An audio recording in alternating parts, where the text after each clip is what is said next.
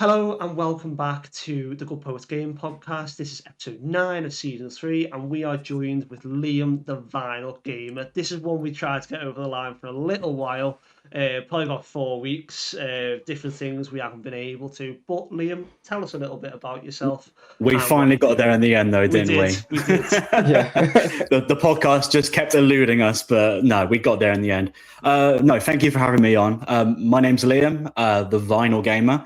I've been on TikTok for about 3 years or so now.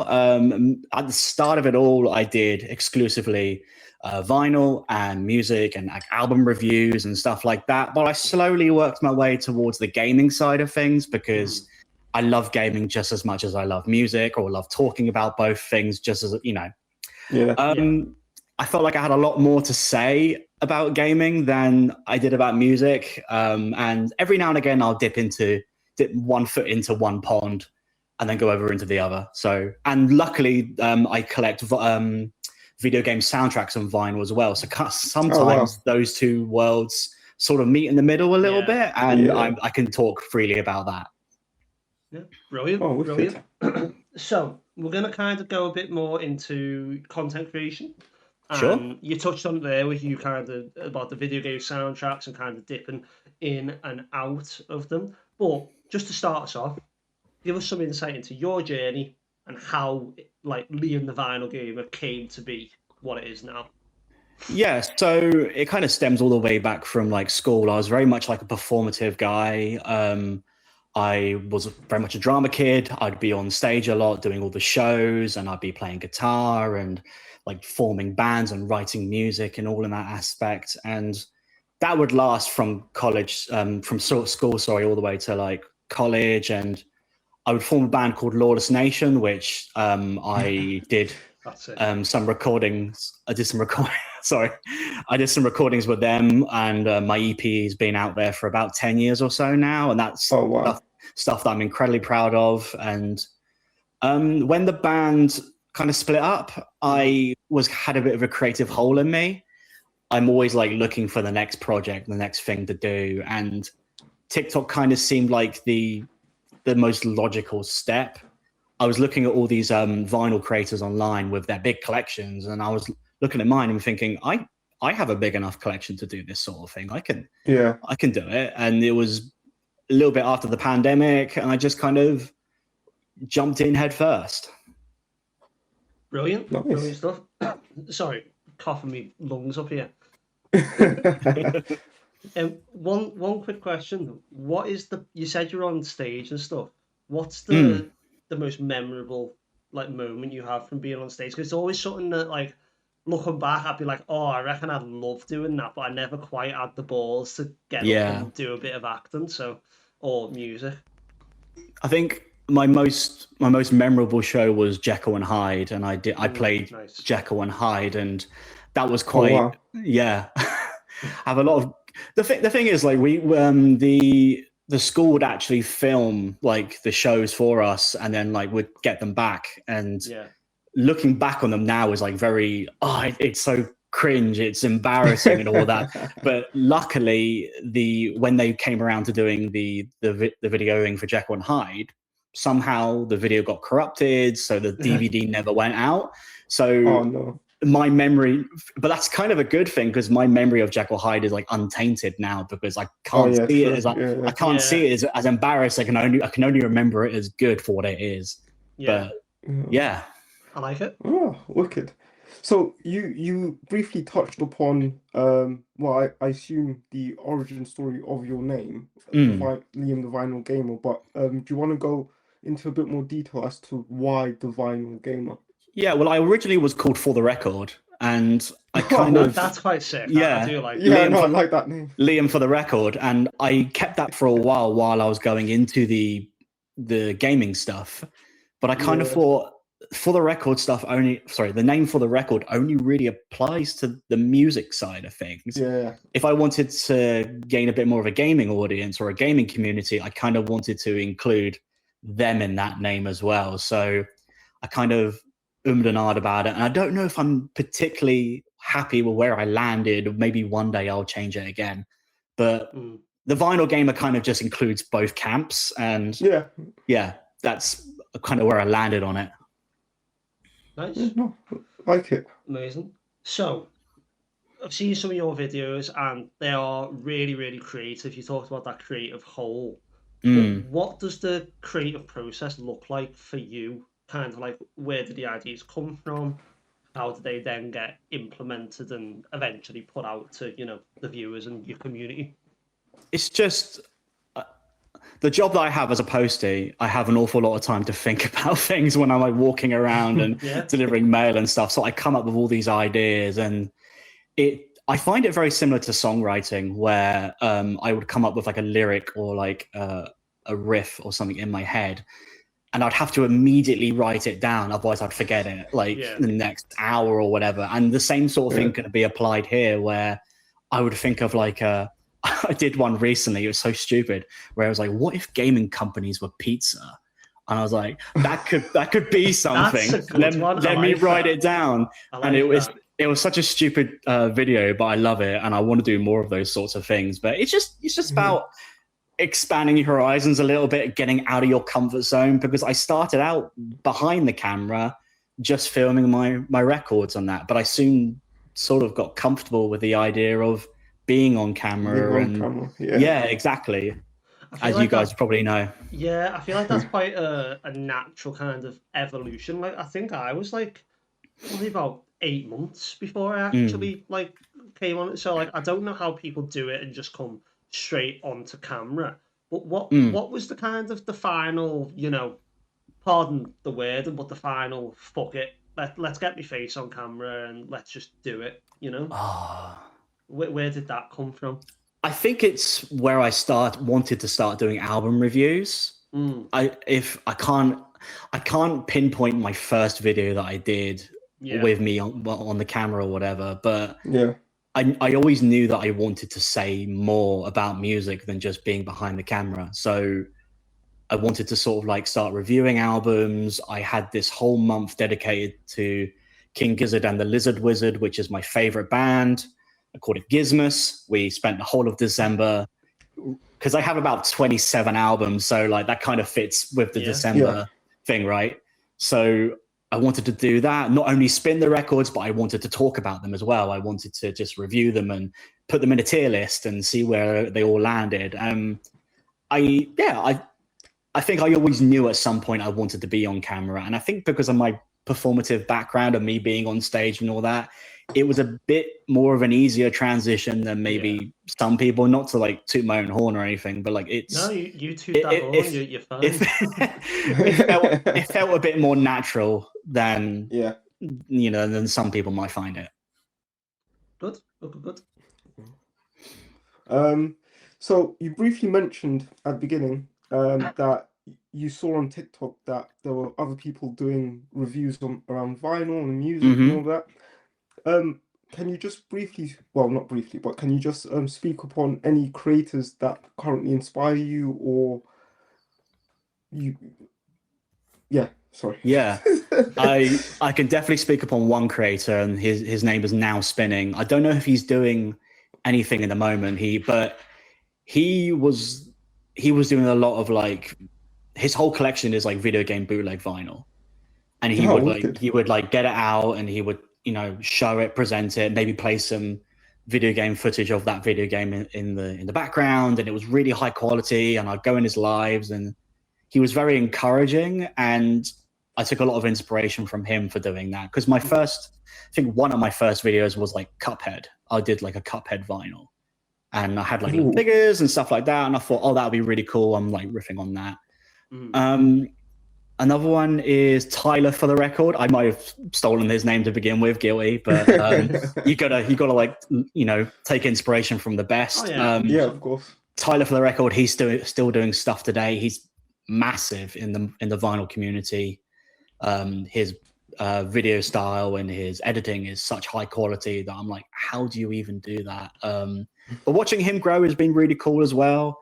There's other people like Sam Vinyl and Games, which you should definitely have on this podcast for sure, where I kind of took inspiration from him because he does a lot of the talking side of things. He would speak upon the Grammys and like the nominations, but also every now and again, talk about video game vinyl and soundtracks. And yeah, I just took a lot on board from those people and thought, if they can do it, maybe I can do it, you know?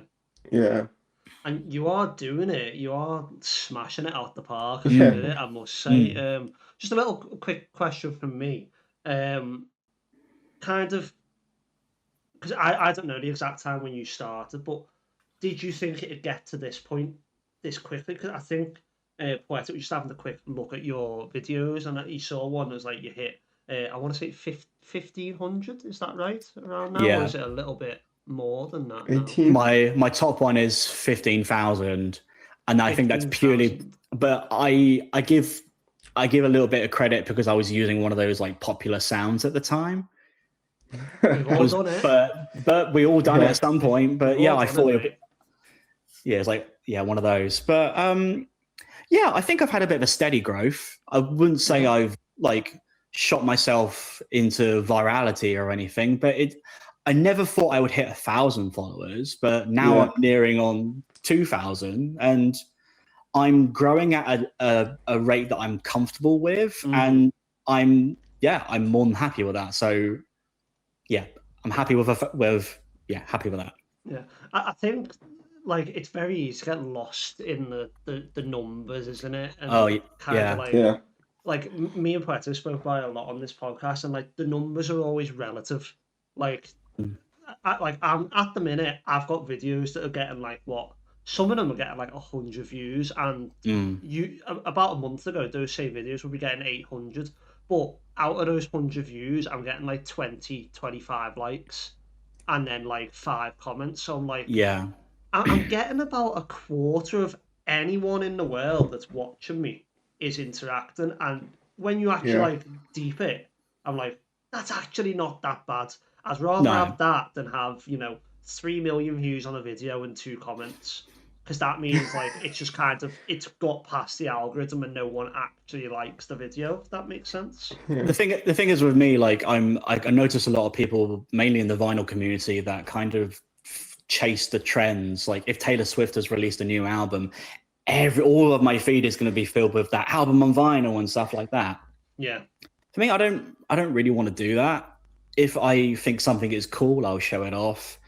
I'm not up for chasing those kind of trends unless it's in, unless it aligns with my, sort of thing. Yeah. But yeah, I think where my approach is so scattershot, where like one day I'll do like video game stuff and the next day I'll do vinyl or whatever. Like it's hard to, it'd be hard to keep those numbers rolling in the same way. Yeah. Because I told you about when I did the King Gizzard month. Yeah. That's kind of when it all dropped off a little bit. Like every day I'll be getting like 1,000 views, and then one day it was like 200, and it stayed at 200 pretty much from then on. And I was like, I'm not really doing anything different. Like, But the algorithm just decided, okay, we've had enough of this now. I was like, oh, all right. Well, I'm still doing what I want to do. It's not. It's still making me happy at the end of the day. And I kind of said this on Coach Mars' podcast, where most of the time the numbers don't really bother me, but occasionally, sometimes they do, because I put a lot of hard work into stuff. Yeah, of course. That's when it gets a bit difficult, isn't it? Because like I've done it before where I've put I edited a video and put loads of effects on it, and it's got 100 views, and then the next day I've done a video where I literally got my camera and gone, who's your favorite video game character? And it's got like 1,000 views or whatever, and you're a bit like, come on, like, surely not. I remember doing one. I woke up one morning and I had like an idea, but I really just want, when you have an idea and you just want to get it out of your system. Yeah. Like I woke up one morning, I was still in my pajamas, and I just like filmed like a 10, 15 second video of me going, oh, JRPGs, this, right? Or something along the lines of that, something to do with JRPGs or Metaphor, Fantasia. And it blew up. And I was like, I put barely any effort into it. I literally rolled out of bed in my pajamas. I did this video, on a whim. The algorithm makes no sense, so you kind of got to laugh at it instead of like try and hyper focus on how do I optimize. Yeah. Yeah. Exactly. No, I posted. So Good Game, well, Dan and Still Gaming OT and myself are currently doing this top 10 series, right? Mm-hmm. And as part of that, I post like these card things, and they take some time to do, like not a lot, because it's basically the picture of the game and then a brief summary of why I like said game. Yeah. And the last one I posted has done, I think either the last one or the one before is on like 20,000 views or something, right? And every time I go on, it's like, oh, this has been boosted because people find this super helpful. And I'm like, there is nothing helpful about this specific thing, but yeah, it's the mad. algorithm. The one I hate is I'll post a video, and it happens on numerous occasions. I'll post a video, and in the next, because what I tend to do is I'll post a video and then I'll scroll to kind of interact with other people. And I know people, all these algorithm experts say, "Oh, you're meant to interact and then post," and who gives a shit? But I'll kind of scroll, and then in about 15 minutes, my own video will come up and go, "This video could use promote," and I'm like, "It's been up for 15 minutes. Give it a chance to like get out there." You know what I mean? Yeah. But if you pay £3.50, then you'll get 1,000 to 3,000 like views on this thing, and I'm like, I don't want to do that. No, you exactly. know, I'm kind of like cheating the system a little bit. Like if I want to gain followers on that, I want to do it like authentically. 100%. Yeah. I went through. Plus, sorry, go on, Poetic. No, I was gonna say, and I genuinely feel like if you do that, they'll be like, "Ah, we got him." So then all your next videos are gonna get like 10 views, and they'll be like, "Oh yeah, if you give us like £5, we'll bring it back to like 800." And so that's it. Yeah. Go on, Dan. I forgot what I was gonna say. No, it's gone. It's completely gone. Oh. I got starstruck by the poetic surge. Oh dear. Go on, Poetic. You can ask this one. I've spoke a bit. All right. What was the most pinch yourself moment so far, content-wise? What was the what? Sorry. What was your most pinch myself moment? Oh, pinch myself. I think it's when I got asked to be on Boxy Arties and Retro Revivals podcasts, because that was the first time I did anything like that. Yeah. And like I kind of felt a little bit imposter syndrome-y. I always have like imposter syndrome. Some people do. We all do. Yeah, we all do at some point, where it was like, why do you guys... I mean, I cast my rod out there, and I was like, oh, hey, because I'm quite good friends with them anyway. And I was like, oh, hey, if you ever want to guess, let me know. And I wasn't expecting anything back. And they were like, yeah, right, you can come on episode 5 and be our first guest. And I was like, me? Yeah. You want me? Out of all of your friends that you are probably like more higher followers or would actually give you like more of a draw. I just felt that like, oh wow, I actually get to be on a podcast. I've always wanted to do this whole podcast thing. Yeah. And yeah, that was a pinch myself moment for sure. Yeah. Would you ever do your own podcast? I would love to do my own podcast. I just haven't got the equipment and stuff like that for it. I have ideas. I kind of wanted to do, at the moment I'm doing like a weekly news show where I sort of run down the news. Yeah. And I would love to do something like that opposite somebody, but make it a bit more satirical or just have a bit more of a fun with it instead of being like, here's the news, layoffs, blah, blah, blah, you know? I just want to be like, oh, fucking Ubisoft again, laying off all these people. When are we going to get Splinter Cell or something, you know? Yeah, I like it. I think you'd be really good at it. Yeah. And likewise. Little insider thing, it is the easiest thing you will do. Like the actual doing the podcast is easy. Yeah. It's all the stuff around it of like setting up the scene on OBS and you know. But then there's also finding the right person alongside you, make sure you have like the right kind of chemistry and all that, and sorting out a schedule. Yeah, and keeping that going too. Yeah, I mean, me and Poetic, we actually have an episode that we filmed, and we have no idea when it's going to go out, but it's there. in case we ever have like one of us is ill or a guest can't show up, or we call it the buffer episodes. And we were actually meant to use it last week because we were meant to have you on, but then I lost the episode. Yeah. and then I was cleaning my computer out and moving things around. I was like, oh, I found it. So we still got it. But it actually starts with, if you're watching this, we fucked up the scheduling. Yeah. Like a breaking case emergency kind of episode. Yes. Yeah, that's brilliant. I love that. If the world ever ends, GPGP episode unknown will go out. Yeah. Love that. The funny thing about that is, like, it could be years, right? And we're talking about stuff like, I think we might have mentioned GTA, and then it'll go out, and then people will be like, why on earth are they mentioning GTA coming out? It's already out. It's been out for like 2 years. I think it'll have to have like a shelf life of like, I don't know, 3 months, and then we'll have to record a new one, to like keep it rolling a little bit. Like, I was thinking if certain like people like Blue Point was, were mentioned in the episode, or if like, Phil Spencer's doing a really good job with Xbox. He's no longer part of Xbox anymore. So like, I think we did all right, kind of keeping names out of it as well, though. I don't know. Anyway, go on, Poetic. Cool. So this is a new section in the podcast. I think we started this with Mag's episode, but we've put a question in for guests around like specialist questions. So the first one is, what do you think about music in video games?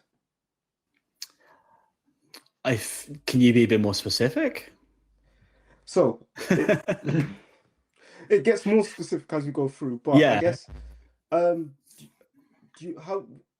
do you think it has evolved from like the 8-bit era where it was just like to now where you've got something like Clair Obscur that has like such amazing music and that people are just singing the songs? I think video game music is crucial to making a good video game. I think it's almost as important as like graphics or art style. It can make or break a game, let's just say that. And we all remember like you mentioned, like the 8-bit stuff and the 16-bit stuff primarily for like the music too. Obviously it's got to be a good game and all of that too, but what elevates it that much further is the music. Like, we all remember Zelda, we all remember Mario, and they all had like such iconic soundtracks too to go along with it that we still sing and hum to this day. Yeah. But video game music has only gotten better, more complex. The arrangements have gotten better. The way we record stuff, now that we've gone from, a lot of developers have gone from like the MIDI files all over to like maybe a full orchestra. And then, like you mentioned with Clair Obscur, literally the composer was found on SoundCloud, and he did the entire thing, and he was a music teacher, and it's gotten absolutely wild. And like every year during the Game Awards, I look at all the soundtracks and I'm like, God, any one of these could win. Yeah. Any one of these could win. But yeah, I think it's gotten, as the years or decades have gone by, it's gotten so much more crucial to making or breaking a game, and arguably it's more important than graphics or art style, or it sits up there for sure, like absolutely in the rank of importance. Absolutely. Okay, so going on that topic then, very simply, what is your favorite piece of video game music? Going in strong from the off. Yeah. This is one of those ask me on any given day kind of questions, but but I think because I just came off seeing the Mario Galaxy movie, I have to say Mario Galaxy. Oh, okay. Yeah. On that, how is it? Do you have like a spare 10 minutes? No, I'm not going to spoil much, because have all of you seen it yet or not? No, I haven't. No. I want to. Okay, I'll try not to spoil it. It's a very good Nintendo movie. I don't think it's a very good Mario Galaxy movie. If you're going into it thinking they're going to adapt the story, it's going to be purely about Mario Galaxy, then I don't think that's what it's going to be for you. What it is it's Mario Galaxy in chunks, and then around it is more like Nintendo-y stuff, a lot of reference. If you like keys being jangled in your face for 90 minutes, then go for it. But it had me, as a huge Mario Galaxy fan, it had me grinning from ear to ear. Just a huge Mario Nintendo fan as well. There's a lot of references and a lot of like music cues, which I picked up on all. As you can imagine, I picked up on all the music cues, being like, "Oh, that's from that game," or "Oh, I can't believe they pulled that reference from here," or "This character's here. Oh my god!" Yeah. So I had a lot of fun with it. But as like a plot, as like a storyline, I feel like the first film had like more heart and more of like a character arc for like Mario and that, because he was like struggling. He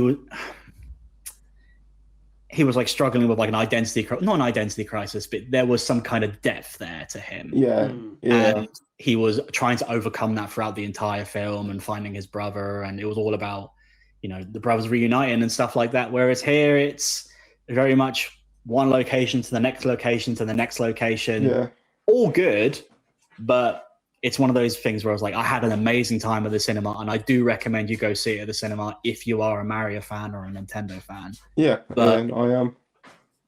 But it's when you come out of the cinema, and I don't appreciate everybody being like, this movie's trash, or like the critics and that, because I'm like, well, I get it. I know kids' films can be a little bit more elevated than that, like with Pixar and Studio Ghibli and stuff like that. But you're going into a Mario movie. Don't expect like Shakespeare. No, you know, it gave me a good time, and I had a blast with it. There's some problems with it, sure, but I will happily watch it again. It made me smile, and that's the best it can do. So that's what I do movies for, isn't it?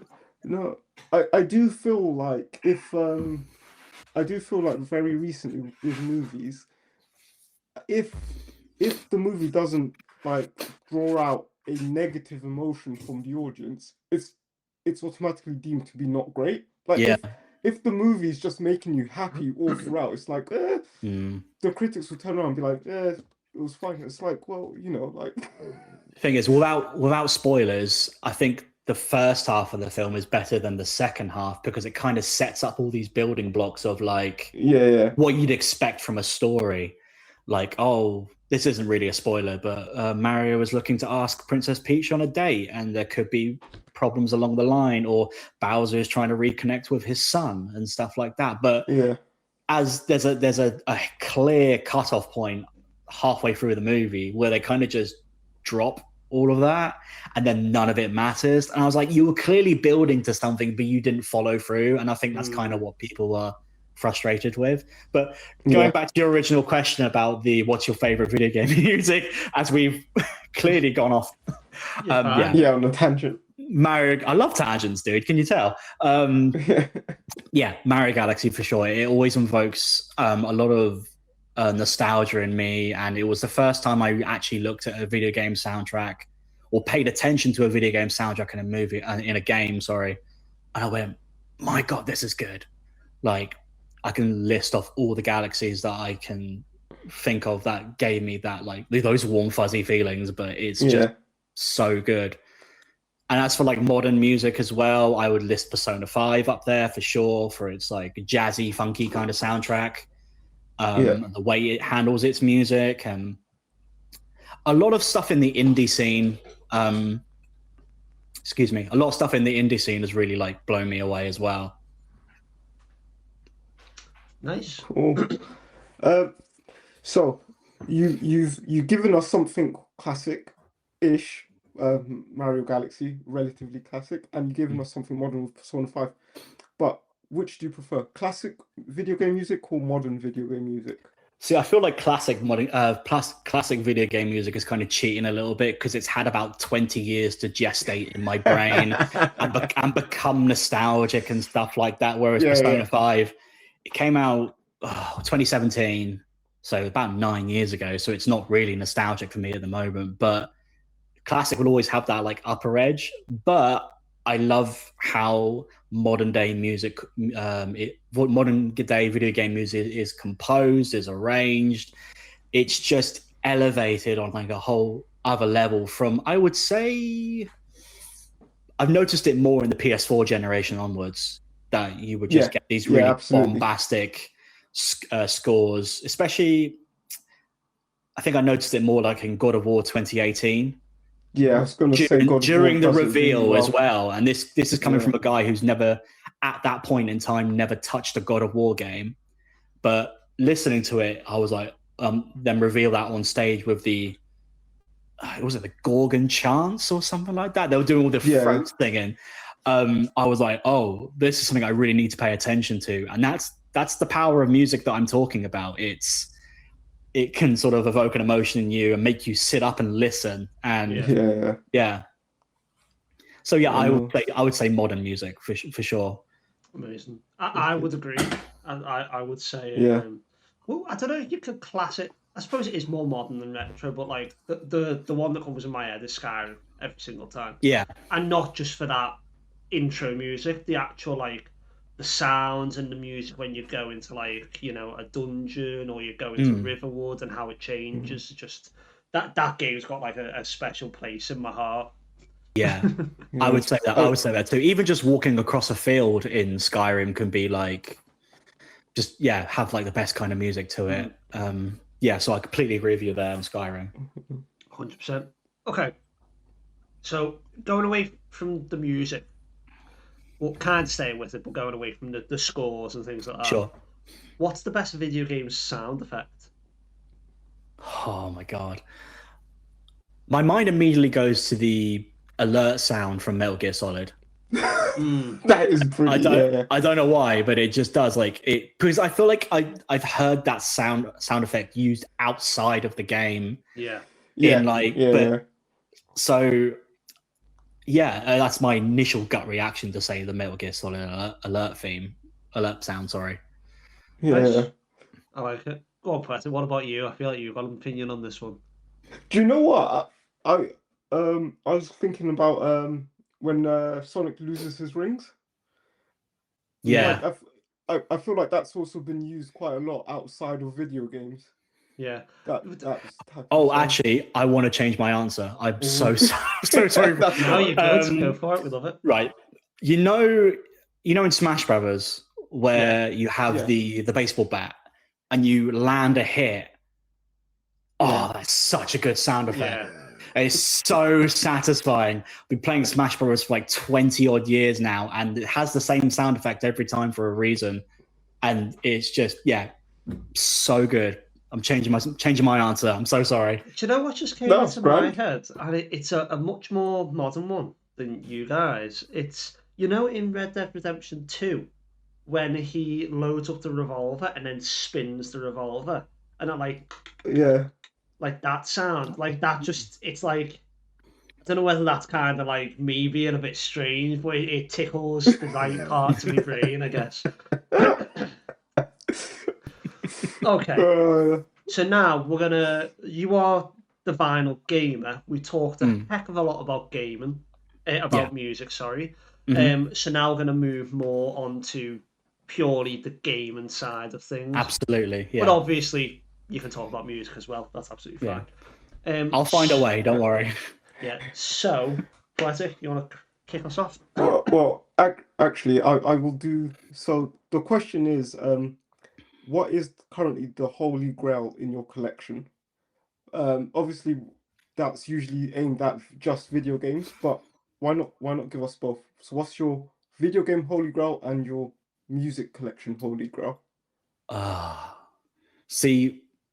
I'm mainly a vinyl collector. I don't have much as far as physical video games because it was kind of one of those things. It was kind of one of those things where it's like you have to pick one or the other, otherwise it's gonna bankrupt me. But at one point, and I had to sell it for like cost of living reasons and all that. But in my video game collection, I had a full boxed copy of Pokemon Heart Gold. With the Pokewalker as well. Oh wow! So I was like, I I really don't want to sell this, but circumstances, you know. Yeah, and for the vinyl stuff, like I'm actually got my Holy Grail coming later this year, so I might cheat a little bit and say that. But Nintendo have only just started to release their soundtracks on vinyl, and they're like sort of dipping their toes in the water with Zelda at the moment, and they are releasing like an 8-box set of Breath of the Wild. And I'm one drunken New Year's Eve, I was like, fuck it, let me get it. So I got it all in color and it's great. But currently my one I have at the moment is the Clair Obscur soundtrack, because that's that's all beautifully rendered and the artwork's amazing, and yeah, I would say that. Nice. Sorry, I've got a question. Like, I'm not an audiophile. Like, literally, I listen to all my music on basically MP3. Go for it. And stream it and stuff.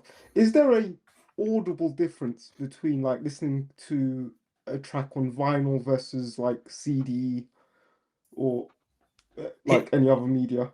Here's the thing: some people who are more into the hobby that are audiophiles would tell you, "Oh yeah, absolutely," and they'll die on that hill. Yeah. It kind of depends on your setup and how dedicated you are to it, and if you're willing to spend hundreds and hundreds on like speakers and a turntable and taking care of your records and stuff like that. But for me, it's all about the feeling of holding something physical in your hand. It's a lot similar to like physical game collecting, where it's I've got this in my hand, I own this, rather than paying for a license to listen to the song that could be taken away at any point in time. I'd rather own it.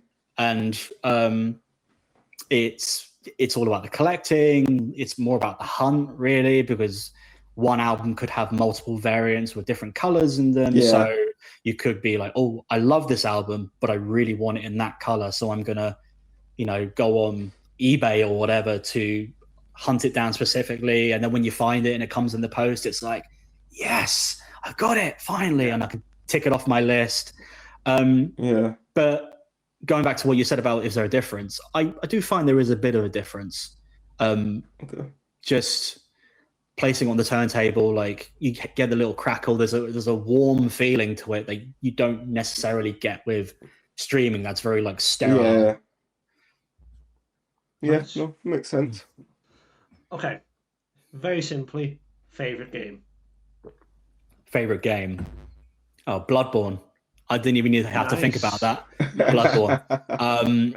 It was the first Souls like I ever got into, and they normally say your first is normally your favorite. But I'm very much like a secret horror fan. I love like a lot of horror films, and I kind of wish, kind of like what Dead Space did with like that side of things, like it's more Lovecraftian, and Bloodborne kind of just gave that to me in spades with its horror, with its monster designs, and its fast-paced combat and its trick weapons, and the fashion of the hunter as well that you can kind of customize to. And I was going through a bit of a breakup at the time as well, and I just absolutely fell in love with that game, and I sort of put all of myself into that game. And with every game that came out after that in the Soul genre, like Dark Souls 3 or Sekiro or even Elden Ring, I was like, these are all great games, fantastic even in the sense of Elden Ring, but it can't quite beat Bloodborne. I'm sorry. I just want to ask a quick question on that, because like you said about the breakup that you had, do you feel like what people are going through in real life can then kind of influence how much a game or a piece of music or an entertainment medium might mean to that person? Oh yeah, 100%, and we've got proof of that. Where with Animal Crossing: New Horizons, it came out during the pandemic, and it came out at the perfect time where everybody just flocked to it. And that game is as successful as it is because of just lightning in the bottle time that it came out in, and yeah, it sold millions upon millions upon millions of copies because everyone was just missing that social aspect of their life, and they just wanted to huddle up to a cozy game and, I don't know, sell some turnips on somebody else's island or something. Yeah. But yeah. Yeah, because the reason I asked that is I like my sports games, but I'm not like a massive. I used to be the type of gamer who was like FIFA cards, FIFA cards. That was it. But I eventually have expanded my horizons and more into RPGs and that now. Yeah. But during I want to say like 2020, it was before the pandemic really hit. When it was like I think I want to say like January, February, where we could still kind of do bits and bobs, but something was coming. There was more, and me and my mates had a massive falling out, and I ended up kind of being like outcasted from my mates, and I still haven't spoke to them since that point. But I remember my dad went and bought me NBA 2K. I don't know which one it was, but I remember absolutely adoring that game, and it's one of the few NBAs that I actually go back to. The only annoying thing was we had post office internet at the time, and if anyone has played a recent NBA, you know that you actually install the game, then you get into the game and it goes, "Oh, we need to update it." So that game for me to play took, I want to say, about 72 hours for me to Bloody hell. actually download it.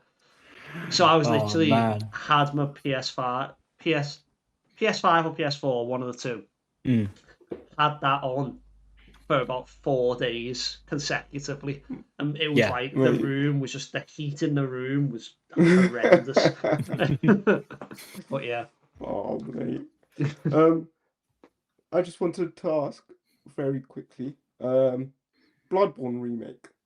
Oh, my heart, it aches for Bluepoint. Oh, they look like hearing about all the stories that were coming out after they got canned or got shut down, and they were saying, "Oh, we were going to, we were pitching a Bloodborne remake, and Sony were on board with it, but From Software weren't, or Hidetaka Miyazaki wasn't," and I was just like, "Oh, you were this close, this close, this close." And I've been holding out for the better part of 11 years for a sequel, a remake.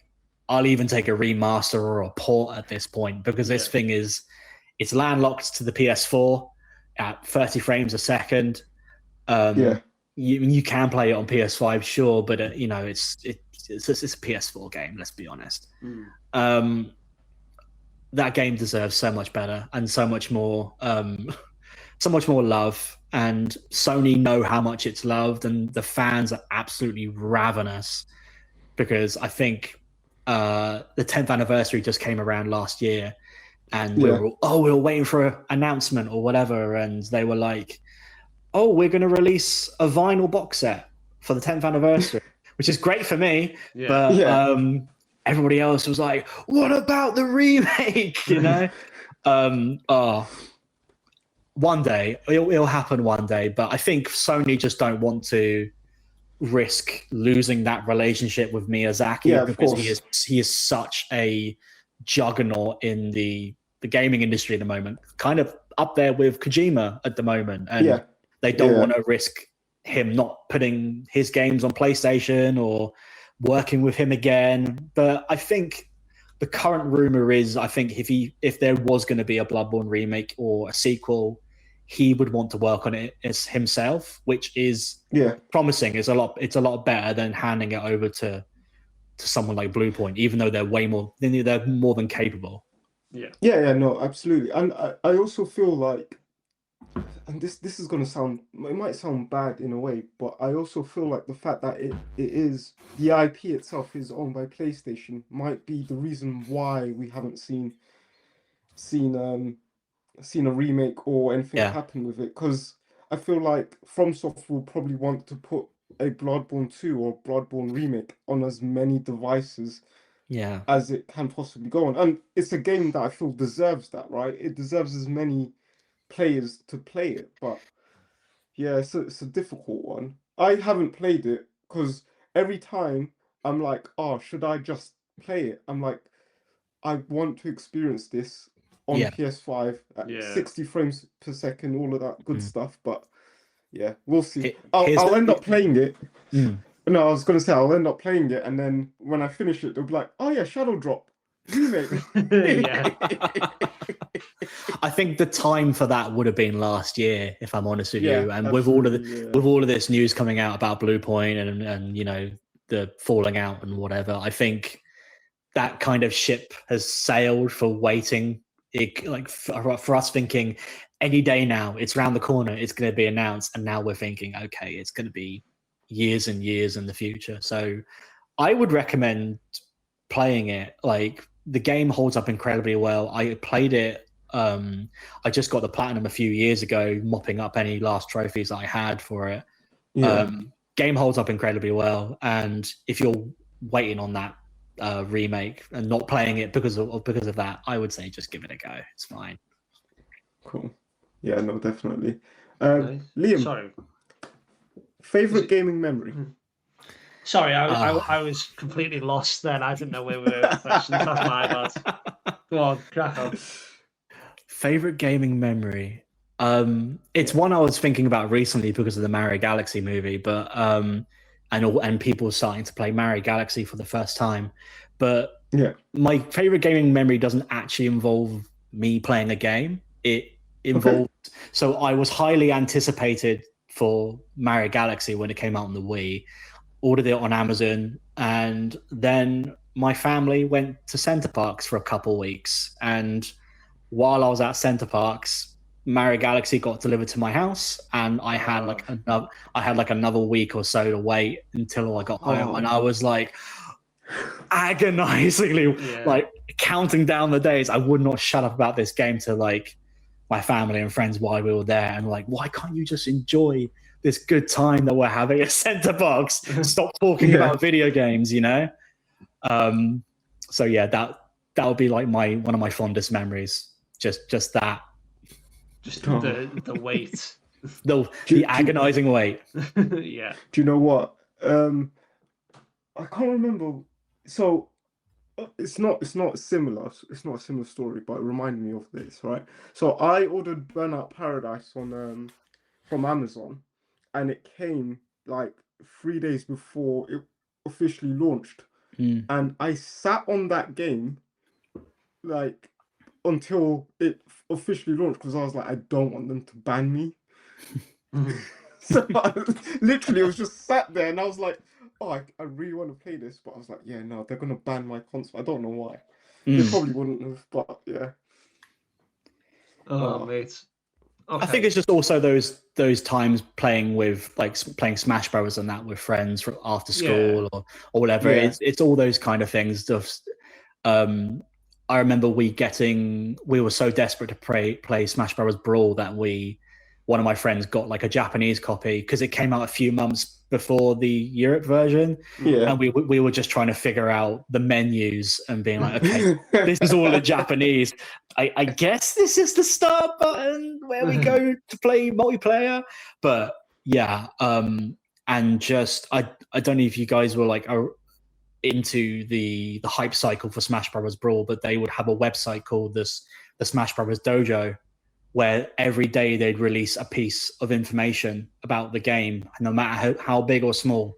Like one day it could be like, oh, the A button is punch. And then the next day it'll be like, Sonic the Hedgehog is in the game. And like, I remember logging on in my English class every day, and pretending to do like work and just being like Smash Brothers Dojo. What's been announced today? So yeah, another one of those. Nice. I love it. It's Sakurai, right? Yeah, it's Sakurai. He's like one of the most phenomenal humans. Like he plays Smash Bros with 2 pads. like this, and I'm just like, that is nuts. Yeah, when he was like revealing characters, he was like, I'm gonna show you how to play it with like here's player 1, here's player 2, and he was doing it with 2 pro controllers, and I was like, you're a madman. Yeah. And then he did his own YouTube channel, and we thought, okay, he's taken a step back from gaming for a while, or making games for a while. And then when Kirby Air Riders came out, he was like, oh, actually, I did like 2 years worth of YouTube stuff in about 2 weeks. And I've just been slowly uploading it since. I've secretly been working on this game this entire time. I was like, what are you doing, man? He's a special human being for sure. Yeah, no, he definitely is. Okay. Is there a game that might not actually be great, but it means a lot to you?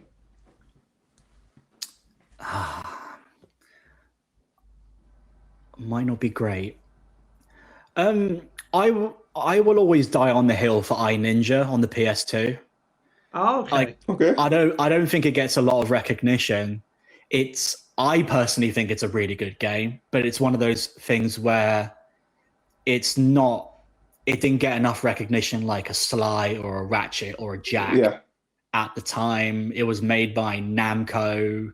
It was very much at the tail end of like the edgy hard, you know what I mean? Like Shadow the Hedgehog kind of edgy. Yeah. Where they were just sort of trying things out. And I haven't played it since. I have played it. I played it. When did I last play it? It was a few years ago at least. But I remember it holding up quite well in some areas and not so well in others. So I'm sort of debating on whether it was as good as I thought it was. But I still like the story isn't that good, but I still think the platforming is quite good. So I don't know, man. So for you, you're happy with it. Yeah. It's like one of those things where it's like nostalgia beats out. So it's fine. Yeah. Nice. How about the same question, but for music?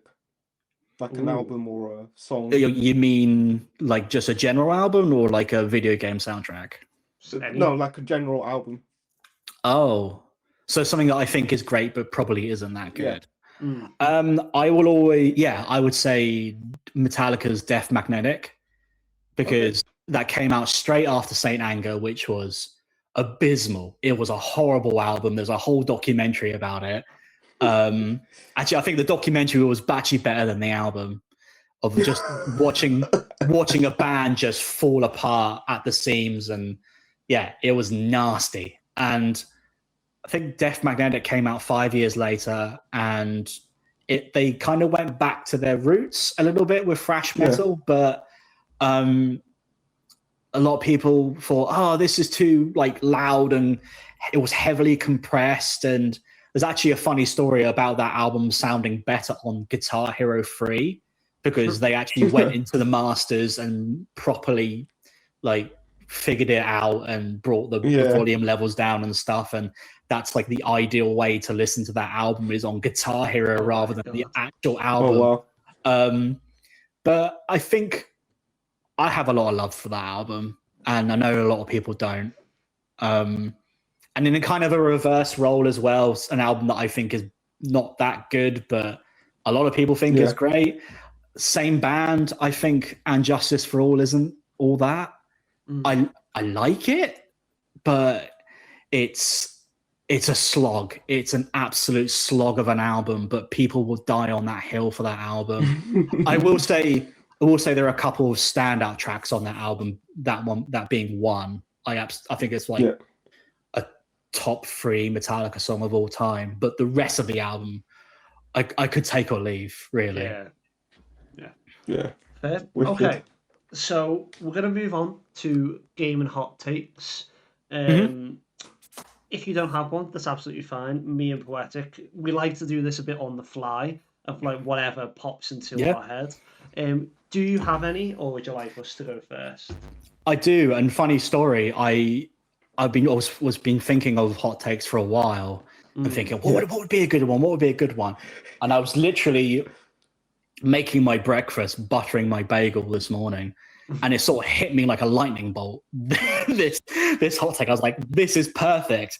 This ties in my music and my gaming side, and I kind of always wanted to talk about it. So go for it. My hot take is video game music preservation is just as important as video game preservation, maybe even more so. because Right. yeah, I don't know if you had any thoughts to start with on that. I mean, straight away, I think I agree. I'm trying to think, like, do you mean in terms of like the standalone soundtracks and having them Yeah. preserved? Yeah, okay. I would definitely agree. Personally, for me, I've never been one like if a collector's edition comes out and it goes, oh, we'll have the soundtrack included. I've always been the kind of like, nah. Personally, for me, Yeah. but I know for a lot of people it is a massive thing, and it does like because I would never go and listen to the soundtrack. The only soundtrack I have ever listened to in headphones when I've been walking somewhere is I remember we had to do cross country in PE back in the day, and we were allowed to have headphones in. So I had The Legend of Zelda in my head. I can't remember what game, but I had that just because it's so like peaceful going through all the countryside and stuff. So that's the only soundtrack that's like, oh, love it. But I think it does need to be preserved. The only kind of playing devil's advocate argument I would have is with video game preservation, would that not be preserving the soundtrack anyway? Because it's already I was going to inside the say that. game. Because, well, if you're, yeah, I guess so, but it is more of a easier way to listen to the soundtrack that isn't on the game. Yeah. Like you want to take that, Yeah, you want to remove that sound, you want to listen to that soundtrack in another way other than playing the game. Yeah. And I think that's kind of what's important, that it isn't like locked to a disc. You can listen to it outside of the game, because a lot of like about 11 years ago or whatever, when I started collecting vinyl, there was absolutely a lot of developers or publishers or whatever, it was pretty scarce when it came to finding video game soundtracks on vinyl. It wasn't that good. But I'd say within the past 5 to 7 or 8 years, it's become better, but it isn't quite there yet. A lot more people are more interested in preserving the video games, and when it comes to music, they very much cherry pick the best ones. Yeah. You know, and like I mentioned earlier with Nintendo and Breath of the Wild, they've only just started to preserve that music, like physically. That's what I'm talking about more, physically preserving it, rather than like putting on Spotify, because that's a half measure, isn't it, really? Yeah. Because that can be taken away at any time. And Nintendo are doing that with their music app. I understand that, but I kind of want something to hold in my hands. Yeah. On the indie side of things, though, they are very good at that. They are very good at, if an indie game is popular enough, they will make a soundtrack on CD or vinyl out of it, and props to them. But I sort of look at the AAA developers and I ask, why aren't you doing the same thing? Really? Yeah. You could do more, yeah. Yeah, no, I fully agree with that statement, and it's surprising because, like you mentioned at the start, it's such an integral part of video games today, right? Like it sometimes baffles me that,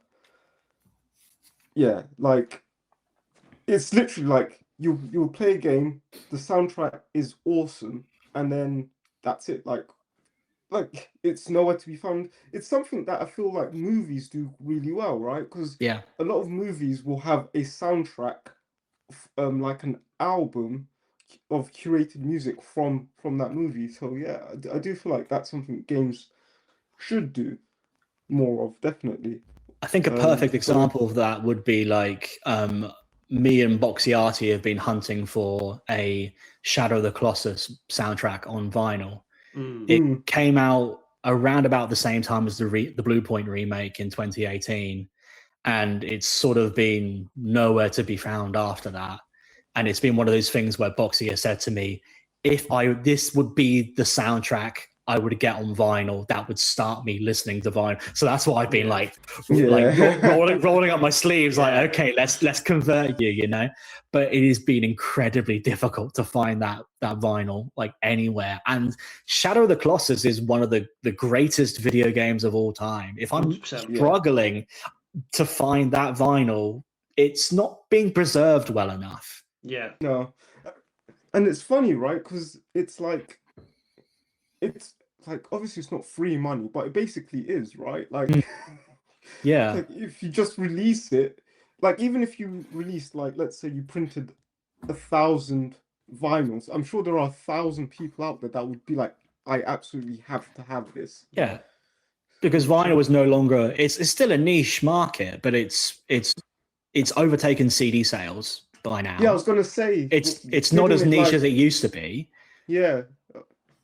You go into HMV and it's lines and lines and lines of vinyl, and the CD corner is just over there. You know, like yeah. So what's the problem? No, they need even to do more. One of my favorite artists, Dave the rapper, on his latest album, he's got a verse that's only available on the vinyl version of his album. That's cool. So, yeah. But yeah, I guess we both agree with your hot take. Yeah. So, I think for me, I agree, but I don't think I'd ever be the type of person to buy a physical copy of a soundtrack. But that's just it's like you look at my game collection there, like that's it. The only reason I've got them is because there's a few games that I really, really wanted physical, and then there's games that I got gifted at Christmas and stuff like that I may or may not necessarily want in a physical copy. Yeah. No, go on. I was just going to chime in and say, I think the important thing is it's just available for somebody who is interested, rather than yeah. Do you know what Dan says this, right? But then, and I can't believe I'm going to mention this game, right? I didn't have to do it today. But I guarantee you, if there was a vinyl or even just a CD soundtrack of Kingdom Come Deliverance, like music, he would be there day one. I wouldn't. He absolutely would. No, don't listen to him. He would. No, I wouldn't. It just doesn't appeal to me.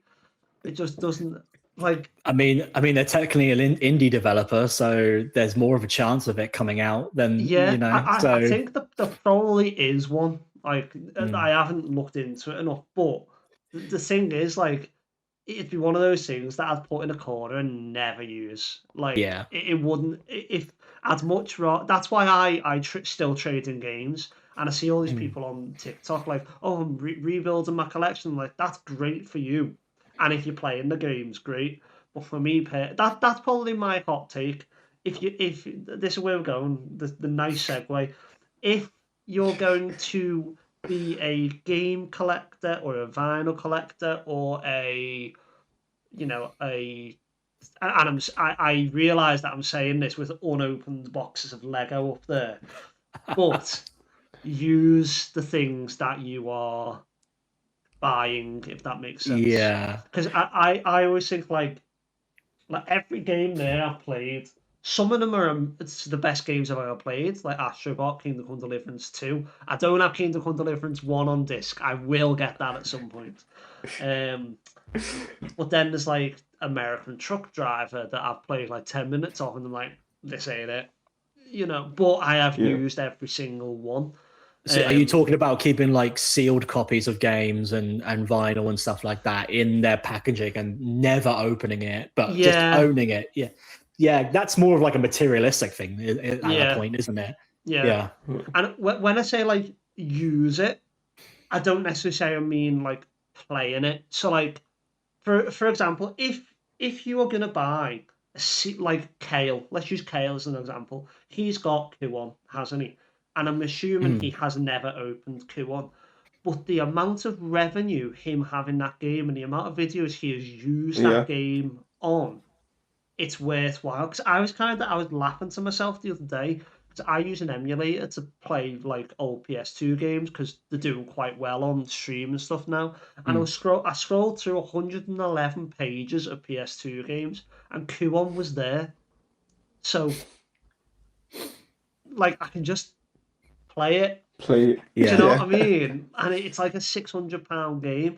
and I'm tempted to play it just to kind of see what the fuss is about. Yeah. You know, and I am about 90% sure that I will play it for 10 minutes and go, nah. Little bit of a tangent with me, but in around where I live, there's like it's kind of like a gaming arcade, but this guy has like from every console, from like the Atari all the way up to like the PS4, with like hundreds, if not thousands, of games. And a very similar situation to you, where like he had like the Virtual Boy, he had like ET, and it was like, I really want to play those games just to see, you know, just to, and you know, spoiler alert, they were terrible, but I wanted to have that experience myself. So that's my hot take. I think if you're gonna collect stuff, use it in some way, even if it's just, you know, like I would never call myself a collector of Funko Pops. I have 6 of them, but I'm never taking them out the boxes, but I'm using them in my backdrop. If that makes sense, they are still they're not just being pushed to the side, you know. So use them in the way that you want to, but get enjoyment out of it, rather than just kind of, I'm gonna have this to have it. Do you know what I mean? I mean, there has been like video game vinyl that I've bought quite recently, or within the past year or so, that I have bought, but I've just been like never in the mood to listen to that record yet, and I probably at some point will. So it's been a record that I bought, opened, and, you know, repackaged in the way that I do it and shelved, but I've just never been in the mood to, I don't know, listen to the Elden Ring soundtrack while I'm making breakfast. You know what I mean? Like, that would be an epic breakfast. That would be, that's brilliant. Yeah. Oh God. Do you have a hot take, Poetic? Yeah, and gosh, this is for me personally, right? And I do like classical music, but I do find that classical game music is sometimes on par with classical music. And I'm thinking back to like a lot of like Zelda, especially Ocarina of Time, like just some of that music just does something to me in a strange way. That sounded really weird, but No, you made that weird. You made that weird. But I that's my hot take. No, a lot of the ways that like music, especially like modern day music, can translate perfectly to like an full orchestral soundtrack. You talk, I mean, there's a reason why games like Stardew Valley and Undertale have been like so successful touring around the country, play with their orchestral music and stuff. And a lot of those games aren't even originating from orchestral soundtrack. They've just been translated that way. And it's been brilliant to see. And Okay, cool. So I mean, I agree. I mean, I'm trying to think of like, when you think of like the org, I would much prefer an orchestral kind of soundtrack to like a cyberpunk type of soundtrack when it comes to games. So like, and that's not me saying that like I'm going to use cyberpunk as an example. That has very good music in it and amazing sounds and things like that. But for developing tension and story, I would much prefer, you know, like an orchestra or a Skyrim, or, you know, that type of. Is that what you mean by kind of classical video game music? Yeah, like the like orchestra, the big build theme. up. Yeah. So I would say that I agree with you, because I would, if I was to listen to, because I don't listen to music all that often, I mainly listen to podcasts. But if I was to listen to more music, I think it would be those types of video game soundtracks rather than actual classical music. So I think I have to say that I agree with you, because I think it's better. I definitely agree with you as well. There's a famous story about Dragon Quest XI where when it first came out, the soundtrack was all MIDI. It was all basically, it just wasn't orchestral, and it sounded terrible, and nobody liked it. And then it got re-released on the Switch as a Dragon Quest XI S where the entire soundtrack was fixed to be orchestral, and it was just a night and day difference to playing that game. It's exactly my point earlier about how music can elevate or is just as important as like that is the whole experience changed because of the orchestral sound, the change to orchestral soundtrack. So yeah, definitely agree with you. Yeah, I think it's also what was it, Metroid Prime 4 Beyond, which I actually need to play. One of the biggest criticisms of that game was that the bits in between the biomes, you're just riding in silence. Yeah. And like just having some form of music would have just elevated that a bit more. But apparently Nintendo have done the most Nintendo thing and like paywalled the music behind an amiibo or something. Oh god. Yeah, I was just about to say about the amiibo. That is ridiculous, but yeah. Oh gosh, you gotta love Nintendo. Yeah, for being the weirdest company ever. Okay, so we move on to quick fire questions. We call them quick fire questions. They don't have to be. You can go off on tangents if you so wish. Yeah. So, Poetic, you want to kick us off with the first one? Yeah. Favorite content memory. You mean of me making content or just like watching? Oh, no, of you. I think it was one recently where I started my what's happening in video games thing, and I just got off doing the podcast with Coach Marv, and we were talking about like ideas for what to do in the future, and I sort of I think I should be doing this, and I was going to wait about a week or so and gestate on it and actually make it something, or write it down or properly prep it. But I was like, you know what? I'm going to do this now. And like, I'll get it out of my system and it's that first episode is probably like my proudest bit of content that I've done is because I've just come out of my shell, my content shell, so to speak. So that's one of my proudest moments. Oh, wicked! I love that. Okay, best console. This might be a hot take in itself. Go on. I think the Wii. I think the Wii is the best console.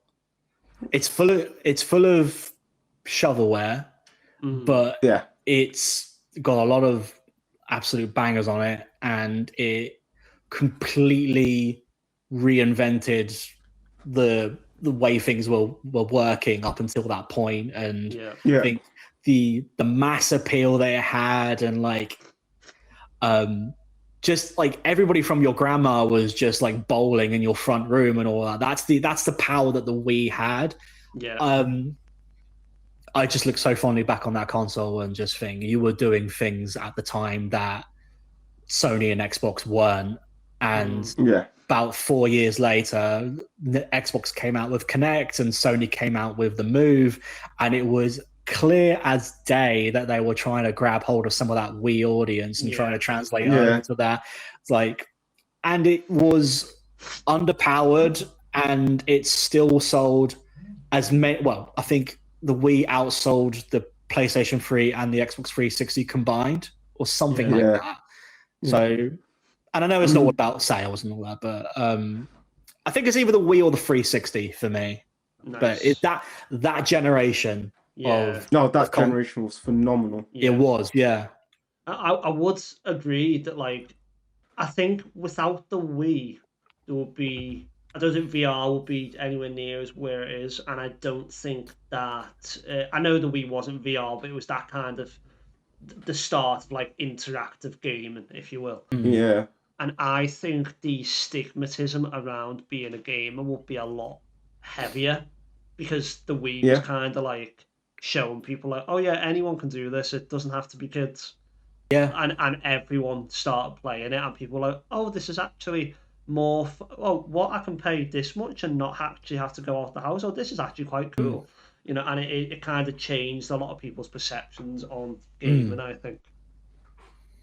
Absolutely. You remove the buttons from it all, and you just introduce like motion controls and I mean, the controller was shaped like a TV remote, which is something that everybody had in their house to begin with. So the concept and the idea was already there, and it's genius. It's a genius console. It was a genius moment, definitely. I think somehow we ended up at my house having like 3 of them. I don't know why. Yeah. We had 3 of them, so yeah. But yeah, no, I do love the Wii. To be fair, I did a TikTok video not too long ago saying what actually happened to motion controls.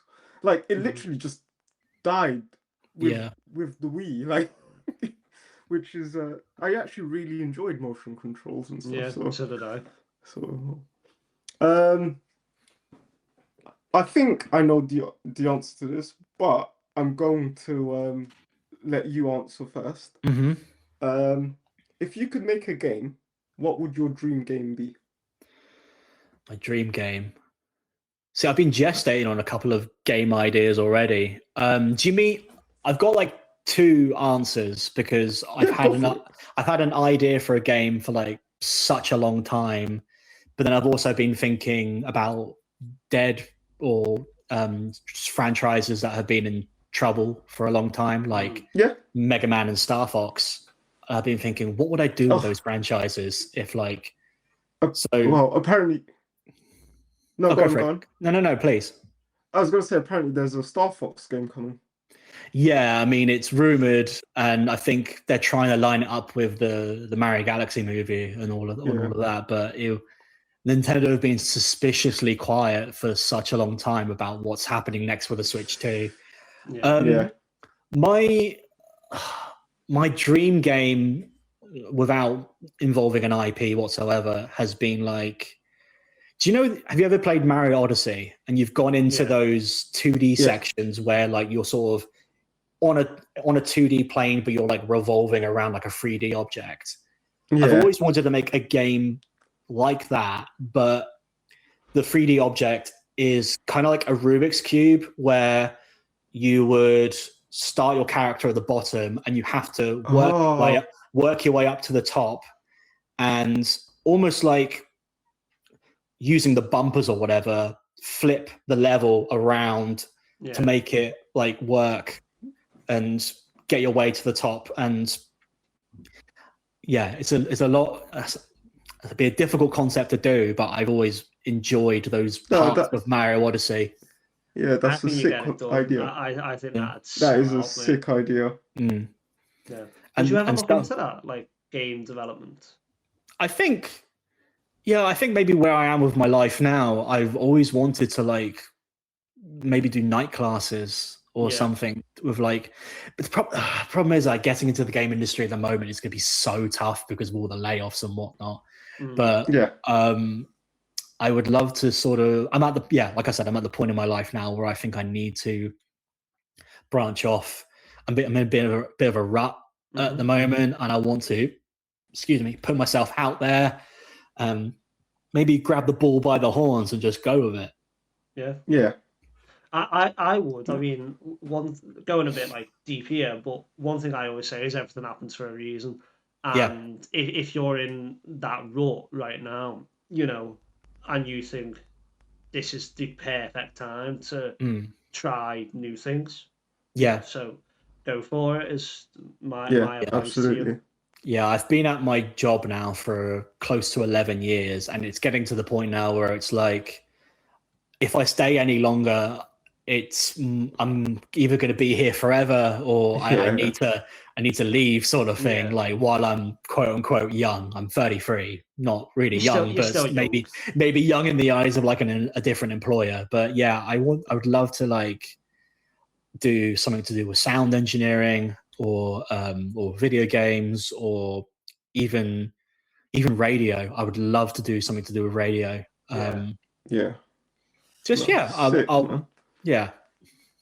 Amazing. Love it. Okay. Is it me? Yeah, no, go for it. Last question from us then. Top 3 games of all time. Well, I already answered number 1 with Bloodborne, so there's that. Number 1. Number 2. I would say Persona 5. I've played it through. Okay. I've played it through twice at this point, and both playthroughs were 100 hours, and I never got tired of it. And I'm looking to play it again for a third time. So there must be something right with that. Yeah. And I'm going to pick a recent pick because it just absolutely. I knew it was a good game. I've never played it before up until about a few weeks ago. I knew it was a good game, but like I didn't realize it would grab me that much. And it's the Resident Evil 4 remake. Okay. Yeah. I've always been like, I've been a fan of Dead Space, and I played Dead Space and Gears of War and stuff like that, but they all originated, back to Resident Evil 4. Yeah. And I finally got around to playing the remake, and it just blew me away. Yeah. Nice. Some people will say the original is better, I know, but like, if you're looking at getting new fans into the series like me, I'm gonna go for the remake. I'm sorry. Oh yeah, exactly. No, I'm the same. Like, I played the it wasn't the original, but I played it on PS5. But it was like the director's cut of Resident 1, with the old graphics and everything. And the main takeaway that I took from that is even with the old graphics, it was quite scary. Like with the music and everything, and the fixed camera angle. I really like how they do all that stuff in Resi. But yeah, I need to play a bit more Resi. I think it's on the cards. Same. Definitely. But before we end the podcast, Liam, this is your chance to ask us any questions you want. Anything you want. Was not prepared for this whatsoever. Sorry, we like to go unscripted. Okay. Where do you see this podcast going, and like where do you want to take it? That's kind of my question. And is this like it will be a long-term thing, obviously. I know you guys enjoy doing it, but do you have any ideas for the future? What do you want to do with this podcast? So what we tend to do is we have seasons. So we'll go up to season episode 10. So you'll be episode 9, and then we'll have one more guest on after this. And then we will have a little break. And in that break, when we would usually sit down and record the podcast, me and Poetic will sit there for about 2 hours and brainstorm, right, what's this next season going to be? What's going to be new about it? Not to kind of, to magpie a little bit off Coach Marv, I think one thing that I personally want to do is get more kind of round tables on, as Coach Marv calls it. Yeah. Like have kind of double guests and things like that. Something that I would love, but it would never happen, is I would love for my fiance and Poetic's girlfriend, fiance. Yeah, girlfriend. Not yet. Not yet. Yeah. To get on the podcast and just have a bit of a discussion about living with a gamer, and yes, I think that'd be really good. But again, I don't think my fiance personally would be amazing with being on camera, and I don't mean that in terms of like a skill level. I just don't think she would want to be on camera. What I meant by that.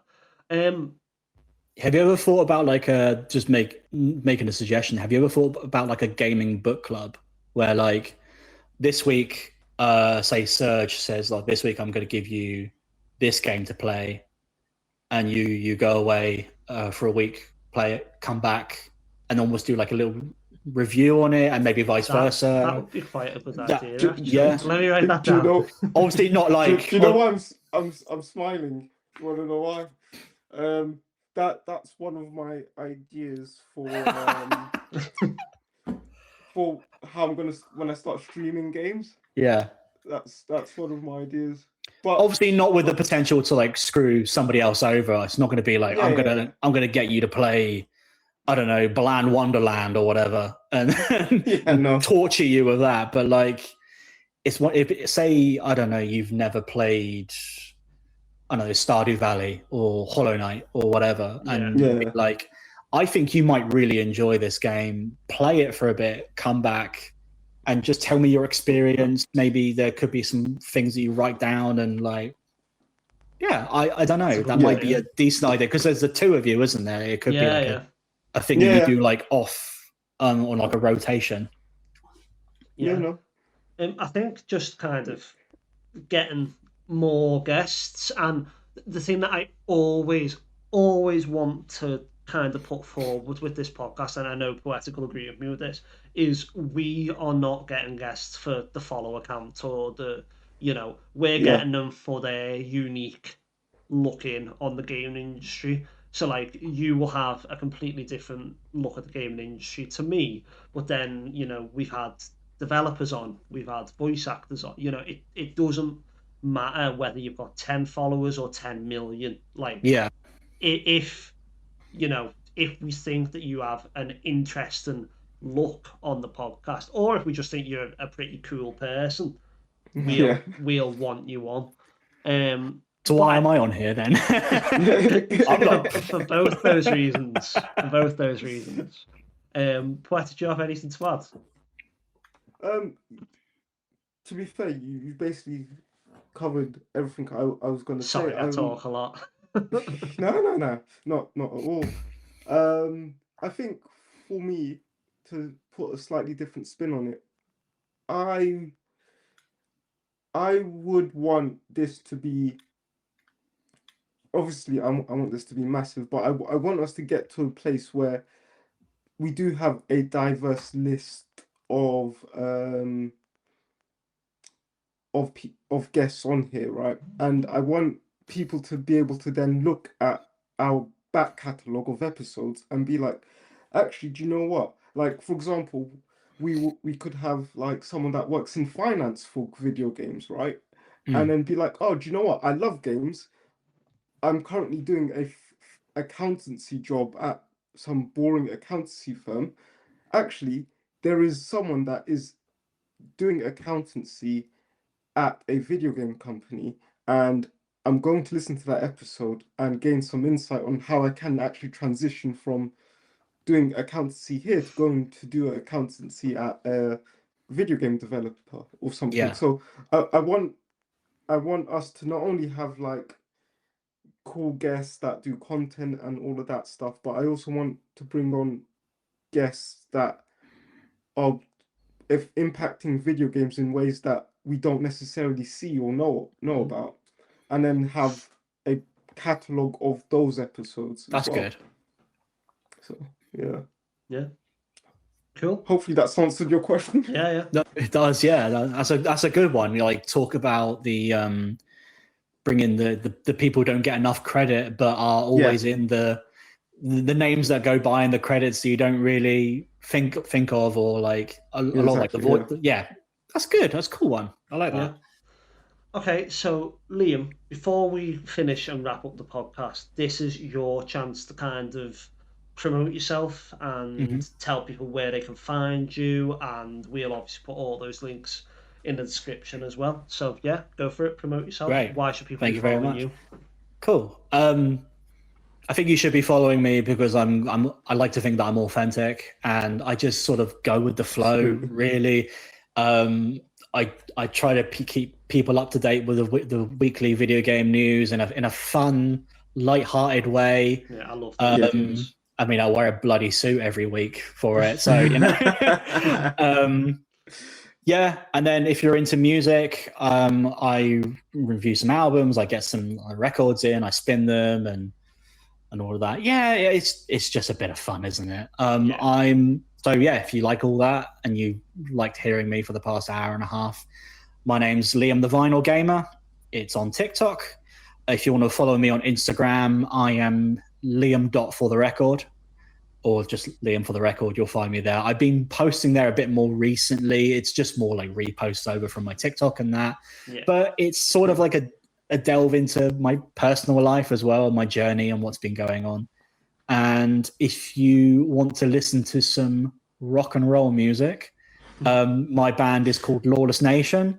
Our EP is called Torn Lands. I'm very proud of that. That's probably my proudest achievement, if I'm honest with you. A lot of deep personal songs on there, especially the last track, which is all about my epilepsy, which I'm always campaigning for every year, come around Purple Day and Epilepsy Awareness Day. That's basically it. Amazing. Wicked.